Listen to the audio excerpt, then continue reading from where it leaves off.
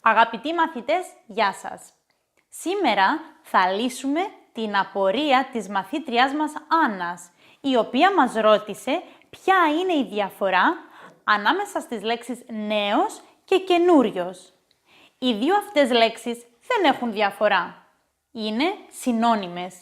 Ωστόσο, κάποιες φορές σε κάποιες εκφράσεις χρησιμοποιούμε μόνο τη μία περίπτωση. Θα εξηγήσω αμέσως τώρα πότε γίνεται αυτό. Ο μόνος περιορισμός που έχουμε στη λέξη νέος είναι ότι μόνο αυτή η λέξη και όχι η λέξη καινούριος χρησιμοποιείται όταν θέλουμε να μιλήσουμε για την ηλικία κάποιου ανθρώπου. Όταν δηλαδή βρίσκεται μεταξύ εφηβικής και ώριμης ηλικίας. Έτσι λέμε, είναι πολύ νέος για να σκέφτεται τόσο ώριμα. Η ηλικία του δηλαδή είναι πολύ μικρή για να σκέφτεται με αυτόν τον τρόπο. Ή ακόμη πολλές φορές ακούμε κάποιους να λένε «Αισθάνομαι πολύ νέος» ή «πολύ νέα». Παρά το ότι έχουν μεγαλύτερη ηλικία, αισθάνονται νεαροί. Ακόμη, η λέξη «νέος» χρησιμοποιείται για να περιγράψουμε κάποιο κτίριο ή κάποια κατάσταση.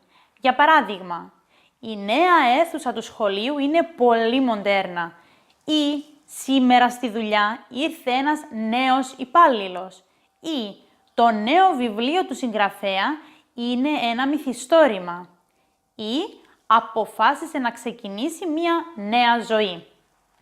Σε όλες τις περιπτώσεις μιλάμε για κάτι καινούριο, για κάτι που εμφανίζεται τώρα ή για κάτι που πρόκειται να ξεκινήσει σε λίγο.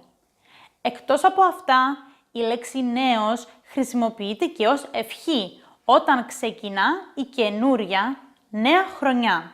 Ευχόμαστε σε όλους καλό νέο έτος.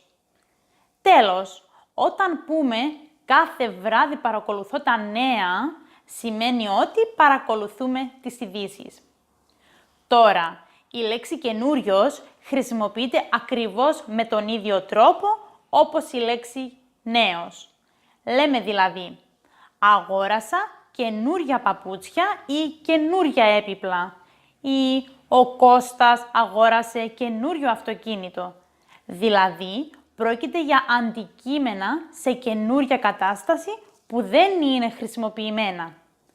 Βέβαια, η λέξη καινούριος χρησιμοποιείται και όταν θέλουμε να μιλήσουμε για κάποιο άνθρωπο ή για κάποια κατάσταση. Έτσι λέμε, ο καινούριος δήμαρχος έκανε πολλά έργα στην πόλη ή σήμερα είναι μια καινούρια μέρα. Αναφερόμαστε δηλαδή σε κάτι που ξεκινά τώρα, που δεν γινόταν παλιά. Βλέπετε λοιπόν ότι οι δύο αυτές λέξεις είναι συνώνυμες και μπορούν να χρησιμοποιηθούν με τον ίδιο ακριβώς τρόπο. Αν αντικαταστήσουμε τη λέξη νέος με τη λέξη καινούριος, η πρότασή μας θα έχει ακριβώς την ίδια σημασία. Να θυμάστε μόνο ότι στην περίπτωση της ηλικίας χρησιμοποιούμε τη λέξη νέος, νέα, νέο και όχι τη λέξη καινούριος, καινούρια, καινούριο. Αυτά για σήμερα. Γράψτε μας στα σχόλια πιο κάτω τις δικές σας παρατηρήσεις και εμείς θα λύσουμε τις απορίες σας με ένα βίντεο μάθημα. Γεια σας!